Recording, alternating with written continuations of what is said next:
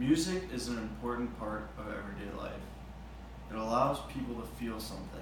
It allows a sort of escape through troubling times, or it helps enhances a good mood.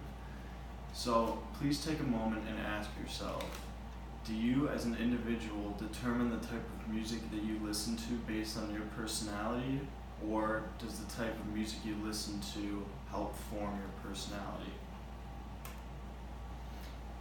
If you listen to a certain type of music, then your perception will be altered, because if you are listening to happy music, you're going to view something as better and more positive, whereas if you're listening to negative music, you're going to view something as more gloomy and not so positive. This is because music offers you a feeling, it's an emotional stimulant, and it makes you feel something, and that is why it changes your perception. The research that I gathered all my data from is from credible sources such as the University of Groningen, which is in the Netherlands, and it was published on the National Center for Biotechnology Information, which is a US government database.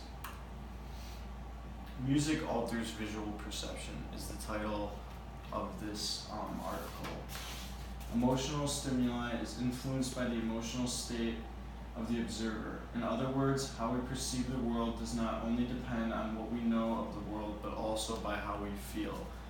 This ties back into what I mean by music giving us a feeling and therefore then giving us a perception. In this research, participants were asked to identify emotions of pictures that were generated through noise. Here are some examples of the schematic faces. These pictures were generated on a machine called the MATLAB R14 that was generated through noise while either happy music, sad music, or no music played, and the observers were asked what type of emotion they saw in the schematic image. Observers were more accurate in detecting the faces congruent with the moods. For example, if happy music was playing and a face was happy, they were more likely to be correct, versus if sad music was playing and a happy face was there. False alarms were also influenced by music. This report claims that false alarms are someone stating that they saw a schematic even though it wasn't actually there, but they just saw it because of the music that they were listening to. That there is a direct correlation between mood and perception, and that there is a direct correlation between mood and music because of the audio effect.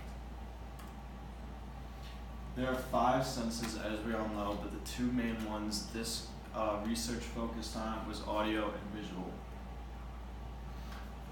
As a part of this research, they explained the top-down effect. So what we start off with is our perception, how we view the world and our surroundings.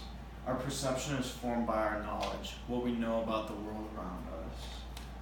It is also influenced greatly by our mood, and our mood is greatly influenced by music and other stimuli. In this case, we're focusing mainly on music.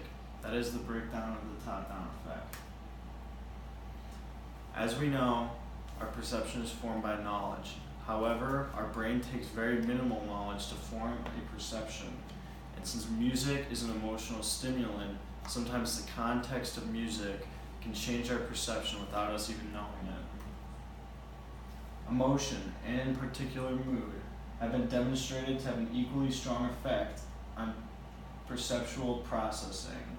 Therefore, music is a very effective emotional stimulant. These emotional stimulants can also cause prejudice. As I mentioned earlier, our brain only needs a very small amount of knowledge to make up a perception of something or someone. That can be very dangerous when it comes to prejudice. In regards to prejudice, there's a lot of false observations. Participants listening to their music reported schematics that weren't there, and that music types corresponded with these prejudices. In conclusion, you should use music as a positive. Listen to music to be happy. Don't listen to music that will influence you to do bad things and that will make you feel bad about a certain thing or group of